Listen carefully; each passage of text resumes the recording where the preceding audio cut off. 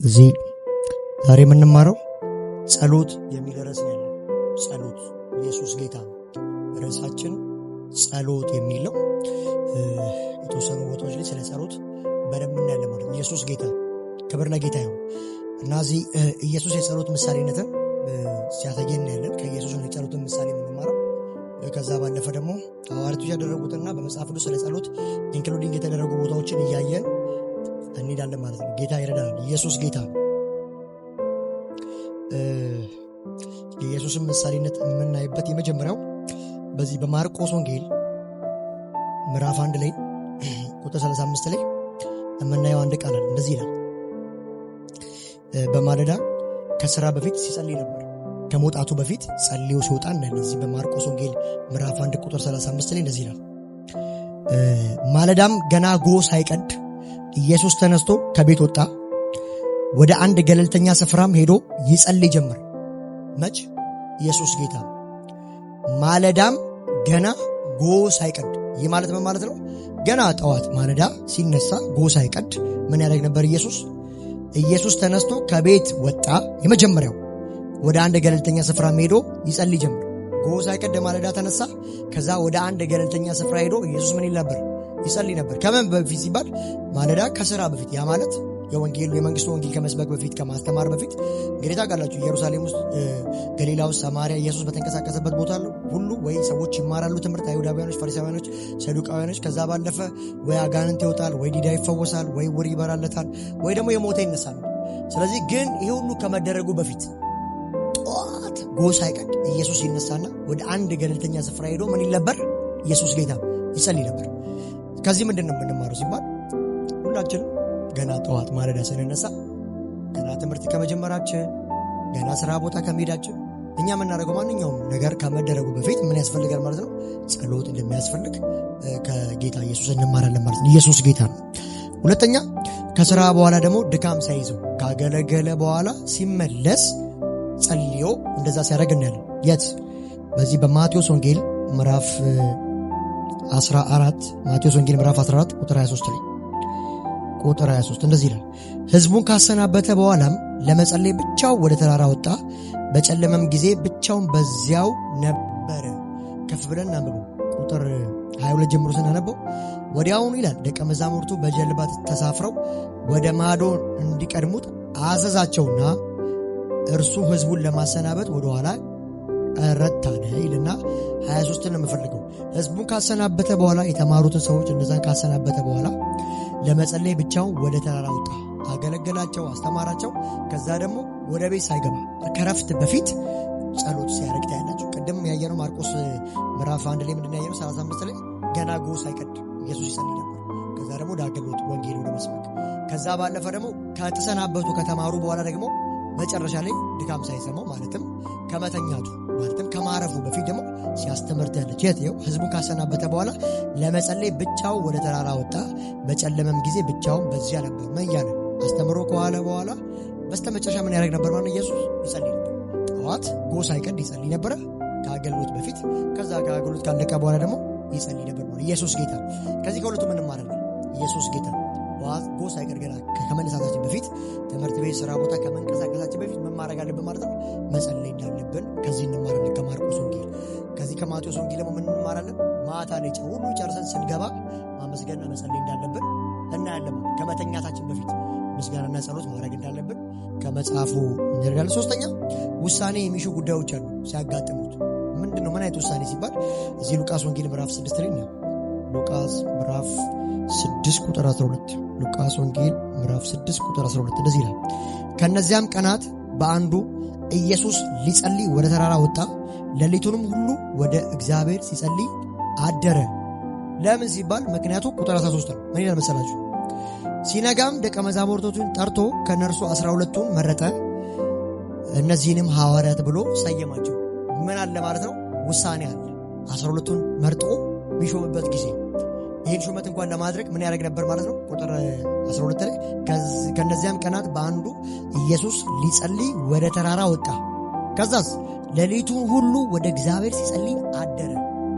ከዛስ ጠዋት ምን ሊሆን ነው ከዚህ ጸሎት በኋላ ሲባል ሲነጋም ማለት ቁጥር 13 ደቀ መዛሙርቶችን ጠርቶ ከነሱ 12ቱን መረጠ፣ ከነዚህም ሐዋርያት ተብለው ሰየማቸው። ምንድነው የፈለገው ሲባል ውሳኔ ለሚሹ ጉዳዮች ኢየሱስ ቀድሞ ፕሪኮንዲሽን ሲያደርግና ሲጸልይ ታያላችሁ። ኢየሱስ ጌታ ነገ ከነገ ወዲያ ሌላ ጊዜ ምን ታደርጋላችሁ? የምትወስኑት ውሳኔ ሊኖር ይችላል አይደል? አዎ ለነዛ አይነት ውሳኔ ለሚፈልጉ ጉዳዮች ምን ማድረግ አለባችሁ ማለት ነው? መጸለይ አለባችሁ። ኢየሱስ ጌታ። ስለዚህ እዚህ ጋር በጣም ትልቅ ውሳኔ ነው ያለው። ምን አይነት ውሳኔ ሲባል ጠዋት ማለዳ ማን ሊመረጥ ነው? 12ቱ ደቀ መዛሙርቶች እነ ጴጥሮስ እነ ዮሐንስ ሊመረጡ ነው። ለእንደዚህ አይነት ትልቅ ትክክለኛ ውሳኔ ምን ይደረግ ነበረ? ቁጥር 12 ላይ ከዚያም ቀናት በአንዱ ኢየሱስ ሲጸልይ ወደ ተራራ ወጣ፣ ሌሊቱን ሁሉ ወደ እግዚአብሔር ሲጸልይ ያደረ። ሌሊቱን ሙሉ መች ሲባል ሌሊት፣ ጠዋትስ ምን ሊሆን 12ቱ ሊሾማቸው ኢየሱስ ጌታ። ስለዚህ ለዚህ አይነት ውሳኔ ላይ ሊደረግ የሚገባበት ነገር ላይ ጥብቅ ውሳኔ ለመወሰን ጸሎት ሲደረግ ታያላችሁ። ኢየሱስ ጌታ። በጣም ከባባድ ነገሮች ስትገቡ ሲጨንቃችሁ ምን ማድረግ አለባችሁ ማለት በጣም በጸሎት ህይወታችሁ የተቃኘ መሆን አለበት። ለምን? ነገ ውሳኔ ነው ያለው። ነገ የሆነ ነገር የሚጠብቃችሁ ኢየሱስ ጌታ። ስለዚህ ኢየሱስ 12ቱ ከመምረጡ በፊት ሌሊቱን ሙሉ ምን አለ? ወደ ተራራ ወጥቶ ጸለየ። ኢየሱስ ጌታ።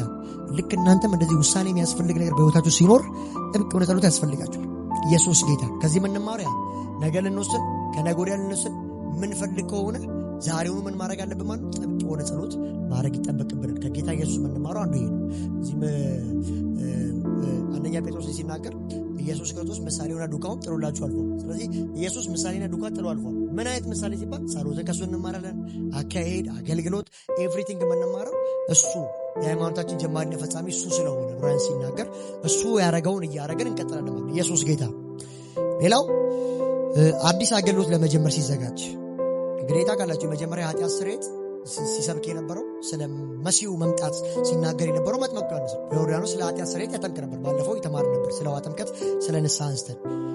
ልክ እሱ ከታሰረ በኋላ ቀጥታ ኢየሱስ አገልግሎት ይጀምራል። እዚህ ሉቃስ ወንጌል ምዕራፍ 4 ቁጥር 1 እና 2 ለምን ኢየሱስ በመንፈስ ቅዱስ ተሞልቶ ከዮርዳኖስ እንደተመለሰ መንፈስ ወደ በረሃ ወሰደው። ከዛ መጥምቁ ዮሐንስ ጋር ሄዶ ተጠምቋል አይደል? እኔ በአንተ ልጠመቅ ይገባኛል እንጂ አይቻልም ሲል ነው ሕግን ሁሉ እንፈጽም ዘንድ ይገባናል። ስለዚህ ምን አለ ኢየሱስ? ተጠመቀ። ሲጠመቅ ግን ምን አፕን አረገ ሲባል ሰማይ ተከፈተ፣ መንፈስ ቅዱስ በርግብ አምሳል ወረደ። ከዛ አብ ከላይ ተናገረ፣ በእርሱ ደስ የሚለኝ የምወደው ልጄ እሱ ነው፣ እሱን ስሙት የሚል ቃል ወጣ ማለት። ኢየሱስ ለምን ተጠመቀ ሲባል ጽድቅን ሁሉ ለመፈጸም እንጂ ኢየሱስ ኃጢአት ተገኝቶበት ኃጢአት ሰርቷል፣ ግን ጽድቅን ሁሉ ልንፈጽም ስለሚገባ። ከዛ ባለፈ ኢየሱስ በመንፈስ ቅዱስ ተሞልቶ ከዮርዳኖስ እንደተመለሰ መንፈስ ወደ በረሃ ወሰደው። በዚያም ቀን 40 ቀን በዲያብሎስ ተፈተነ። በዚያም ቀናት ምንም ሳይበላ ቆይቶ በመጨረሻ ተራበ እያለ በኋላ ከዚህ በኋላ እዚህ ጋር 3 ፈተናዎች አሉ። እውነት የእግዚአብሔር ልጅ ከሆንክ ይህን ድንጋይ ዳቦ አድርገው አለው። እዚህ ዘዳግም መጽሐፍን ጠቅሶ ጌታ ኢየሱስ ምን አለ? ሰው በምግብ ብቻ እንደማይኖር ከእግዚአብሔር አፍ በሚወጣ ቃል ጭምር እንጂ በምግብ ብቻ እንደማይኖር ሊያስተምረን በምድረ በዳ መራ የሚለውን ይናገራል። ከዛ ደግሞ ከፍ ወዳለ ስፍራ ወስዶት በቅስፈት ዓለምን አሳየው ይላል። ዓለምን ካሳየው በኋላ ይህ ሁሉ አለው ለእኔ ተሰጥቶኛል። ስለዚህ አንተ እግዚአብሔር ልጅ ከሆንክ አለው ለእኔ ብትሰግድልኝ አለው እሰጥሃለሁ አለው። እኔ እዛ ጋር ሴጣን ይፎግራል ሰጪውን መልሼ ልስጥህ እያለው ኢየሱስ ጌታ ነው። ክብር ለጌታ ይሁን እና ይህ ሁሉ ለእኔ ሰጥቶኛል አለ። ሲሰጠው ፍሮም ዘ ቢጊኒንግ የሰጠው ራሱ ጌታ እኮ ነው። ኢየሱስ ጌታ ሰጪው ማንነቱን ስለማያውቅ ብቻ ምን አለ? ለእኔ ሰጥቶኛል፣ እኔ አንተ ብትሰግድልኝ እሰጥሃለሁ። ኢየሱስ ጌታ። ሶስተኛውን ከፍ ወዳለ አለታማ ስፍራ ወሰደው። ከዛ እውነት የእግዚአብሔር ልጅ ከሆንክ እውነት የእግዚአብሔር ልጅ ከሆንክ ከዚህ አለት ላይ ራስህን ወርውር። ከዛ ጥቅስ የጠቀሰበት መዝሙር 91 ቁጥር 11 አመጡ መላእክቱ ስለ አንተ ያዛልና እግርን ለመናወጥ አይተውም አላለም። ግን ጥቅሷን ቆርጧታል። በመንገድ ሁሉ ይጠብቁ ዘንድ መላእክቱ ስለ አንተ ያዘዋል ነው የሚለው መጽሐፉ። በመንገድ ሁሉ የሚለው ቆረጠና ሴጣን ሌባ ስለሆነ በመንገድ ሁሉ የሚለው ትቶት መላእክቱ ስለ አንተ ያዛቸዋል የሚለው ጥቅስ ይዞለት መጣ። የተቆረጠ ጥቅስ ማለት ነው። ስለዚህ እግዚአብሔር የሚጠብቅ በምን ሲባል በመንገዱ ሁሉ የእግዚአብሔር ፍቃድ ባለበት እንደፈለገ በእኛ ፍቃድ በሄድንበት ሰው የእግዚአብሔር ፍቃድ ባለበት ሁሉ የእግዚአብሔር ሴኩሪቲ አለ ማለት ነው። ኢየሱስ ጌታ። ስለዚህ ምን አለው? እግዚአብሔር አምላክን በከንቱ አትፈታተን ተብሎ ተጽፏል። ሶስቱንም እንደ እግዚአብሔር ቃል ከመለሰ በኋላ ይሄን ካለፈ በኋላ ኢየሱስ ክርስቶስ አዲስ አገልግሎት ለመጀመር ሲዘጋጅ እናያለን። የት ከተባለ መጥምቁ ዮሐንስ አገልግሎቱን ማለትም አቆመ። መች ሲባል ያ ሄሮድስ ሲያሳስረው ማለት ነው። እሱ ከታሰረ በኋላ ስለ ኃጢአት ንስሐ፣ ስለ ይቅርታ የሚሰብክ አልነበር። ስለዚህ እሱ መታሰሩን በሰማ ጊዜ ይላል ስብከት ጀመረ። ኢየሱስ ጌታ። ለእንደዚህ አይነት ጊዜዎች ኢየሱስ ምን ያደርግ ነበር? ዝግጅትና ጸሎት ያደርግ ነበር። ኢየሱስ ጌታ። እንደውም እዚህ ጋር የምታስተውሉ ከሆነ የመጥምቁ ዮሐንስ ደቀ መዛሙርቶች የምትመጣው አንተ ነህ፣ ሌላ እንጠብቅ ብሎ ሲልክ ዮሐንስ እናያለን። ስለዚህ ያለው ኢየሱስ ምንድን ነው? እኔ ነኝ አለ። ዕውሮች ይበራሉ፣ አንካሶች ይነሳሉ፣ ሂድና ይሄን ንገሩት አለ። ኢየሱስ ጌታ። ስለዚህ የልዑል መንፈስ በእኔ ላይ ያለ፣ ለድሆች ወንጌልን እሰብክ ዘንድ ቀብቶኛል፣ ለታመሙት መፈታትን፣ ለሞቱት መነሳትን አውጅ ዘንድ የጌታ ቃል ነው የሚለውን ቀን ነው የሚለውን በቃ መሲሁ ሲመጣ ምን እየሆነ ነው ሲባል በቃ ከዛ ከመሲሁ በፊት እንደዚህ አይነት አገልግሎት አልነበር። ዕውር ማብራት፣ እንደዚህ አጋንንት መውጣት አልነበር። በቃ መሲሁ ሲመጣ ግን የታሰሩትን ይፈታል። ኢየሱስ ጌታ። የሞተን ያስነሳል። በሞት ጥላ ላሉት ደግሞ ምንድን ነው? ሕይወትን ይሰብካል። ኢየሱስ ጌታ ብሎ ሲነግሩ ታያላችሁ። ሌላው እዚህ ከመስቀል በፊት ሞቱ በፊት ከመሞቱ በፊት ሲጸልይ ታያላችሁ። የት ካላችሁ እዚህ ማቴዎስ ወንጌል ምዕራፍ 26 ማቴዎስ 26 ቁጥር 39 ጀምሮ ቁጥር 39 እንደዚህ ይላል። ጥቂት አለፍ ብሎ በግንባሩ በመደፋት አባት ሆይ ቢቻል ይህ ጽዋ ከኔ ይለፍ፣ ነገር ግን እኔ እንደምፈልገው ሳይሆን አንተ እንደምትፈልገው ይሁን ብሎ ጸለየ። መች? መስቀል ላይ ከመሞቱ በፊት ሲጸልይ ታያላችሁ። 40 ላይ እንደዚህ ይላል። ከዚያም ተመልሶ ወደ ደቀ መዛሙርቱ ሲወጣ ተኝተው አገኟቸው። ጴጥሮስም እንዲህ አለው፣ እንግዲህ ከእኔ ጋር ለአንድ ሰዓት እንኳ መትጋት አቃታችሁን? ወደ ፈተና እንዳትገቡ ትጉና ጸልዩ። መንፈስ ዝግጁ ነው፣ ሥጋ ግን ደካማን ይላል። አባቶ ይህ ጽዋ ብትወድ ከኔ ይለፍ፣ ነገር ግን ያንተ ፍቃድ ትሁን ብሎ ጸልዩ። ከመች በፊት? ከመስቀሉ በፊት፣ ከመሞቱ በፊት። ስለዚህ ከመሞቱ በፊት ሲጸልይ ታያላችሁ። በዚህ ውስጥ ደግሞ ያላቸው ሥጋ ደካማ ነው፣ መንፈስ ግን ብርቱ ነው፣ ትጉና ጸልዩ የሚል ደግሞ መልእክት አለ። ከዚህ ውስጥ ምን እንማራለን ሲባል ሁሌ ሥጋ የሚፈልገው በቃ አለመጸለይ፣ መተኛትን፣ በቃ ሥጋዊ ነገር ይመኛል ሥጋ። መንፈስ እሳት ሲባል በዛ ሰው ውስጥ ሬዲ ነው፣ ብርቱ ነው። ኢየሱስ ጌታ። ስለዚህ ሁሌ ሥጋችሁ በቃ ጥሎ ወደ እንቅልፍ ወደ ምናምን ሲያረጋችሁ እንዳስቡት። ኢየሱስ ጌታ። መንፈስ ሁሌም ሬዲ ነው። ሰንጥቃችሁ ተነሱ። እዚህ ሮሜ ምዕራፍ 8 26 እንደሚል እንዴት መጸለይ እንደሚገባን አናውቅም፣ ነገር ግን መንፈስ ቅዱስ በማይታወቅ መቃተት በእኛ ውስጥ ይማልዳል። ከምን አንግል ሲባል ይጸልያል፣ ይማልዳል፣ በእኛ ውስጥ ሆኖ ይናገራል። ስለዚህ ጸሎት ራሱ ሽምግል አይደለም ማለት ነው። ልክ እናንተ ስትጀምሩ መጸለይ መንፈስ ቅዱስ በእናንተ ውስጥ ሆኖ ምን ይላል? በማይነገር መቃተት ይቃተታል ማለት ይጸልያል። ኢየሱስ ጌታ። ለዛ ነው ጸሎታችሁን እንደ አሕዛብ አትደጋግሙት ይላል ማቴዎስ ወንጌል ምዕራፍ 6 አክቹዋሊ እዛ አካባቢ ተራራው ስብከት ላይ አትደጋግሙት። ልክ እንደ ፈሪሳውያን ልክ እንዲታይላችሁ ቴምፕል እንደዚህ ቤተ መቅደስ አካባቢ አትቆሙ። ለምን ሲባል በስውር ጸልዩ። በስውር የምትጸልዩትን ጸሎት እግዚአብሔር አምላካችሁ በአደባባይ ምን ይከፍላችሁ። ኢየሱስ ጌታ።